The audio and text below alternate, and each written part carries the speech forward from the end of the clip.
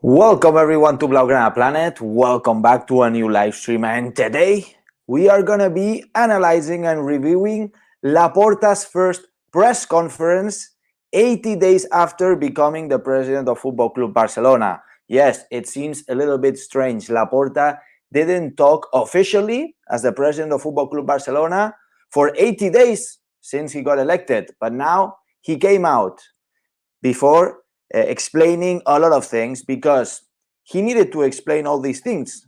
The silence is a good strategy in order to carry on the plans, but also leaves room for all the speculation, right?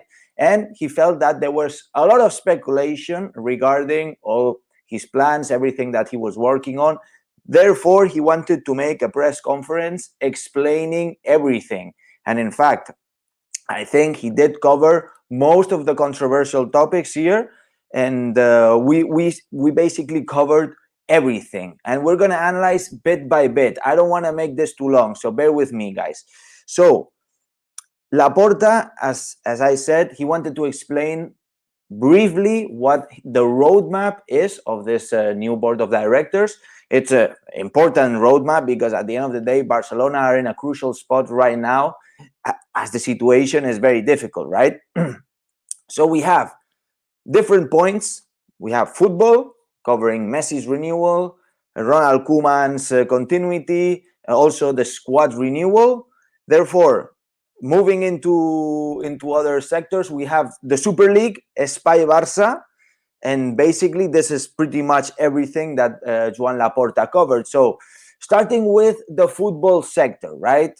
We know Ronald Koeman right now, uncertainty with Ronald Koeman. In fact, what did Joan Laporta say about Ronald Koeman? Well, it's very easy. Right now, they had the meeting. We know about this meeting in which they analyzed exactly how the season went, everything, all the results, what is the opinion, what is the outlook of Ronald Koeman, and to see exactly what happened. Basically, they wanted to know exactly what happened and then to be able to evaluate the situation. As we know, and the reports were saying, Joan Laporta still doesn't know who's going to be the coach next season. A lot of indications are pointing towards Ronald Koeman because it's going to be the easiest thing.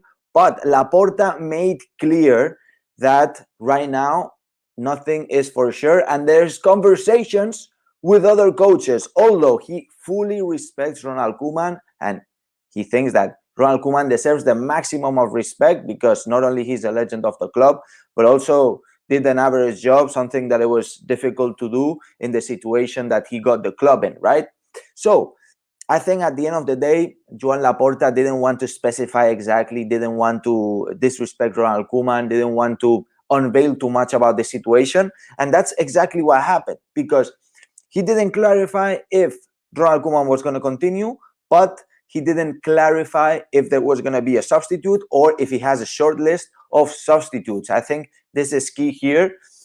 All the indications are pointing towards the stay of Ronald Koeman because Joan Laporta was making clear that Ronald Koeman has a contract that is valid right now. And they believe certainly in some things of Ronald Koeman, but there are other factors that they don't like. We know that Ronald Koeman's attitude hasn't been the best, right? Throughout the whole season, we have seen complaints, a lot of little shows, little dramas that Ronald Koeman has created. And I think that Joan Laporta wants to correct a lot of things there. Also, in terms of La Masia, Joan Laporta, his project is La Masia is certainly the cornerstone of the project, right? So he wants to make sure that Ronald Koeman, trusts in La Masia. And this is another point, right? And Laporta explicitly said that there are many points in which they are agreeing in order for Ronald Koeman to continue. But again, nothing is for certain. Ronald Koeman right now has a contract, but there are conversations with other coaches. This is important. This is certainly important. Laporta is looking for somebody else. We will see how this ends up. I think that the decision is going to be taken in about 7 to 10, 15 days. We will see. The sooner, the better, because the new coach can come in, if there is a new coach, and start building for good, or Ronald Koeman can start building for good with the new arrivals. So we're going to be jumping into the arrivals now. We know everything that's going on. Basically, Joan Laporta didn't talk about names, didn't give signings or anything, but we know Kun Agüero is done. We know that Eric Garcia is done. We know that Wijnaldum is pretty much closed, and we're missing Depay, who's Depay is going to be deciding whether or not he comes in order, well, waiting for the confirmation of Ronald Koeman, right? If Koeman stays, then Depay is most probably going to arrive, but that's still in the air. So we have 3 signings yet already done, and we have Depay is in the air. We will see what happens with Depay. According to the reports, not about what Laporta said today, the reports indicate that there is a verbal agreement between the club and Depay. Anyways, Laporta said next week there are going to be announcement of the signings. This means that pretty much everything is settled, everything is done with the players, and we're just waiting for the announcements. Possibly next season, we will see all those 3 players that I mentioned: Wijnaldum, Kun Agüero, and Eric Garcia. So these are the renewals. Obviously, Barcelona needs to clean up half of the squad, or at least a part of the squad. You know, if 3 or 4 players enter, then 3 or 4 or 5 or 6 players have to be leaving. Again, this is just my opinion, but I think it makes sense, right? And then, just to jump to the final point of the football section that he talked about, Leo Messi. Leo Messi, what happens with Leo Messi? Well, we know Leo Messi right now is in Argentina, but the renewal is there. In fact, his contract is ending in about 35 days.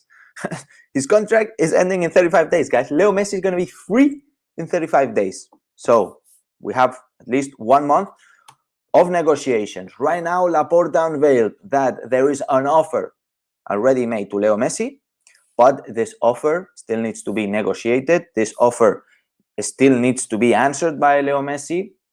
Jorge Messi, his father and agent, is also there dealing with the situation. Obviously, Jorge Messi is the one doing the negotiations. And from Laporta's own words, he said that Leo Messi understands the situation of the club. Obviously, this renewal offer is going to be decreasing the salary because Messi earns an incredible amount of money. And right now, the club is, you just can't pay that to Leo Messi. So they're going to be reducing his salary, and then they're going to be adapting to the situation, right? So what is the situation going to be? Well, the situation is going to be that there's going to be a lifetime contract, some sort of lifetime contract. Obviously not until he dies, but some sort of 10, 15-year contract we will see. In fact, I have the details of the offer, and I will be unveiling a video very soon. So guys, make sure to smash the like buttons and subscribe, guys. Subscribe to the channel because this is important. And if you hit the notifications bell, you will know exactly when I release this video with the details of Leo Messi's renewal. Anyways, we were talking about the renewal and the details. We still have to see exactly everything that's going to happen, but I'll leave that up to you guys and for the next video that I will be releasing.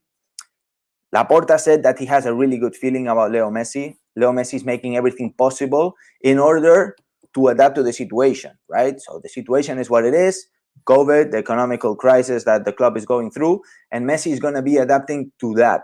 Therefore, I see positive signs, very positive signs that Leo Messi is going to be renewing and possibly signing this lifetime contract.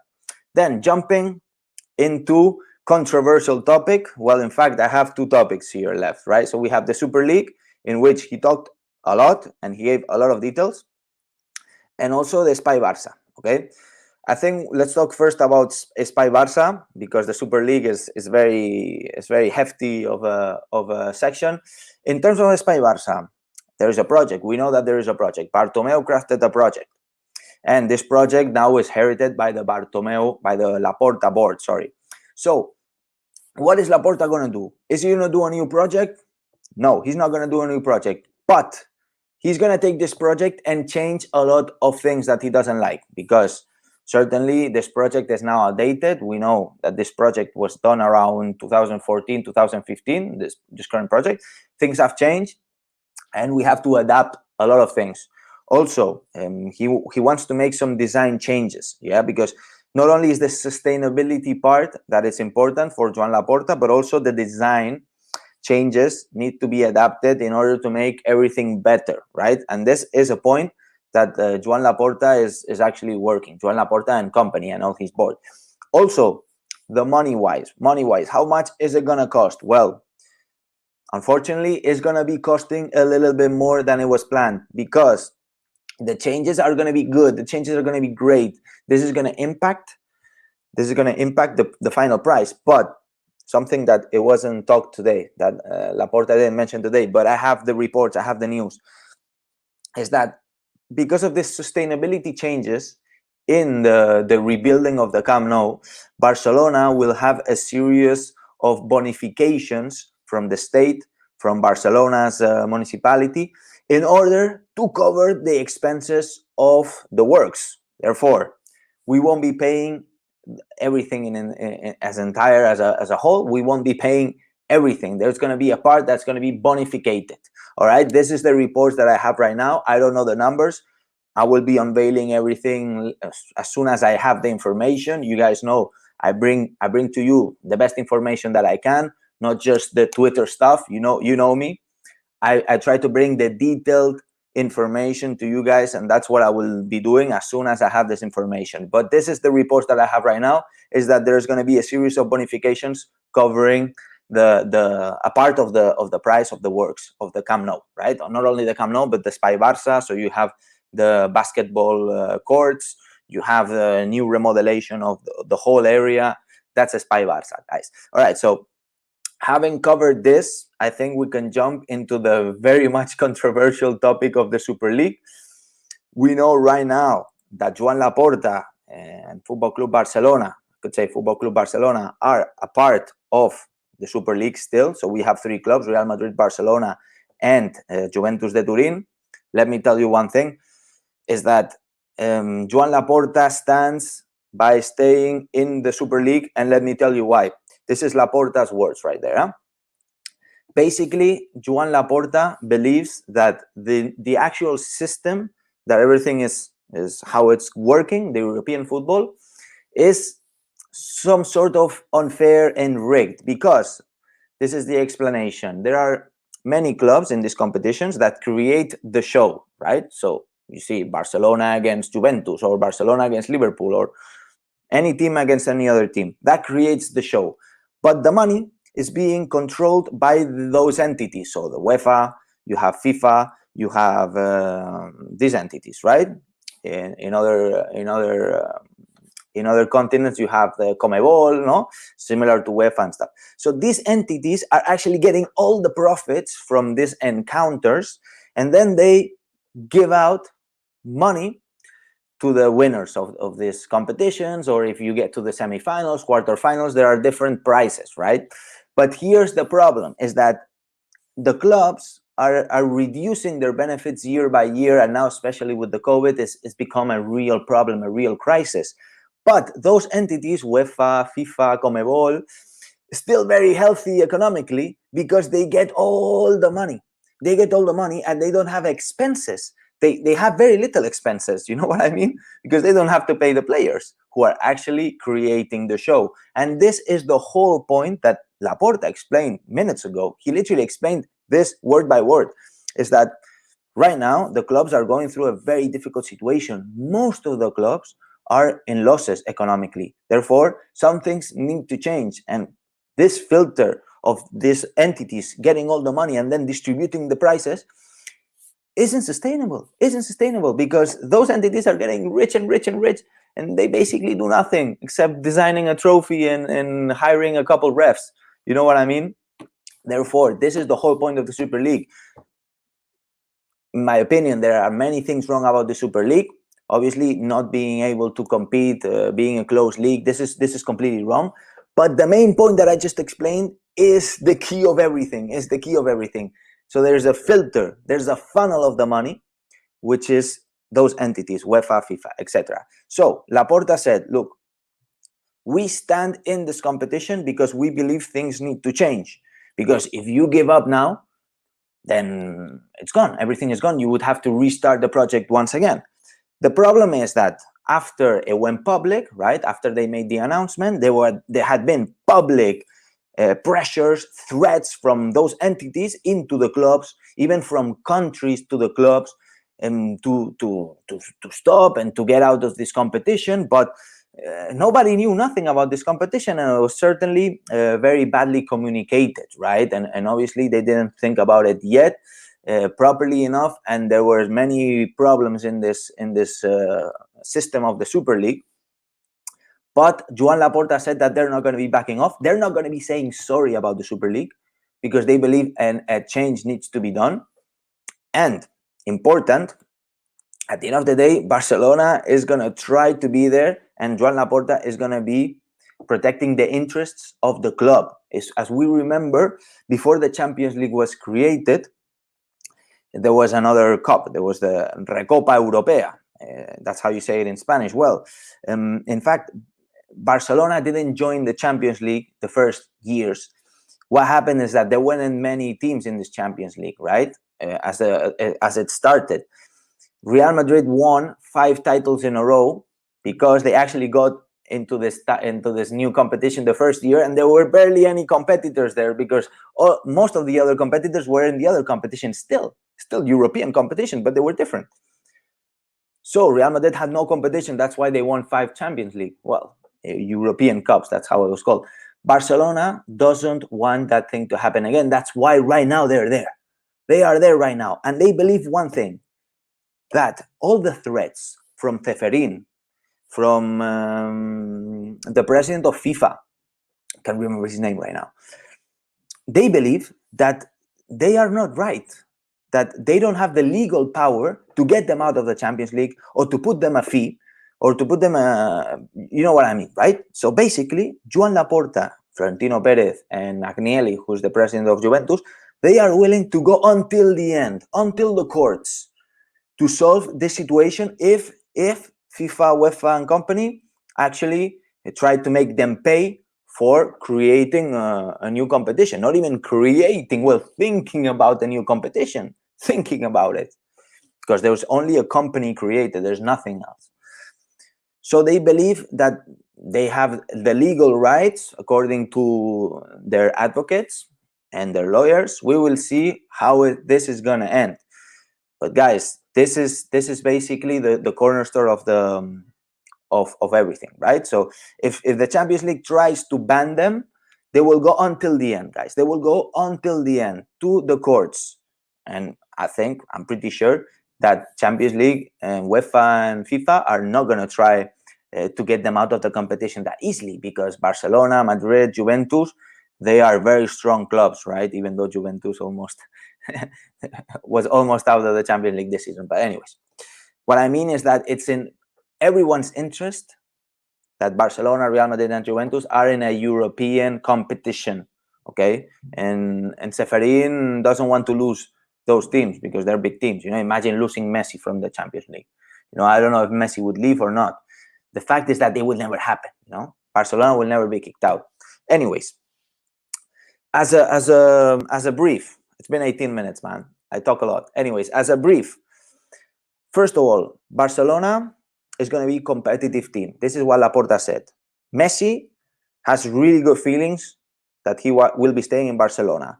Ronald Koeman's future is still uncertain right now. The possibilities are that he's going to stay, but it's still uncertain. Okay, new arrivals are going to be coming next week. Okay, the negotiations are already pretty much done and signed, or possibly not signed, but very advanced, almost agreed. But they need the official signature and everything. Right, next week. Then Espai Barça, things are going to be changed in the Espai Barça, more sustainable. It's going to be the design. Some things are going to change, not the whole stadium, not the whole project. Just details are going to be changed. It's going to make it greater. It's going to make it also more expensive, but bonifications are going to be applied. Therefore, Barcelona is not going to have to pay that much money. Then, I'm forgetting the Super League. Barcelona still going to be in the Super League. They're not going to back off. They believe that it's a project that is needed, right? Obviously, they understand they made a lot of mistakes in this project. They understand that being a closed league is wrong. having the communication issues that they had. They made a mistake. They're going to fix that. And now the new competition should be created soon. That's what they want. That's what they want. We will see how everything unveils. Probably FIFA and UEFA are going to try to ban them in some way, to make them pay huge fines. We will see how everything unveils. But Laporta stands clear. He's not going to say sorry. And he's going to stay in the Super League. Still, in Super League, there's nothing. Basically, it's just saying, I want to create another league, because there's nothing yet, guys. It's only 3 clubs having intentions. Then, in terms of, basically, I think this was everything, guys. And then, just to finish it off, the economical situation of the club. We don't know exactly all the details about the economical situation of the club, because there is an audit going on right now. Still, it's not finished, because this audit is covering everything, not only the economical, but the legal, the social, is covering everything. Once this audit finishes, then Laporta will be unveiling the economical situation of the club. But what we know right now is that it's very tough. It's a very tough situation, because Laporta thought he was arriving to a club that was hurt economically, but since his arrival, he has discovered that things are way worse than what he thought. And now we're just waiting for the confirmation with this audit. And as I said, it's going to be a huge audit, guys. It's going to be a huge audit, which is going to cover all the sections of the club. Therefore, we're going to know exactly in detail what's the situation.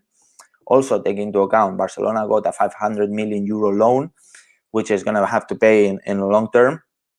But we have the money now, so we have the liquidity, and Barcelona is going to go through. And Laporta explicitly said, now just to finish it off, is that in possibly 1 or 2 years, the situation of the club is going to be solved. So the economical situation is going to be healthy again, and he's going to be able to build a promising, very promising project then. But he's working right now to do it, right? So he's working right now to build the foundations of this project, and then he will put the cherry on top in 1 or 2 years, right? We know that the disaster that Bartomeu left was a complete, it's awful. It was awful. And now Laporta is realizing that it was even deeper than he thought. So give him time.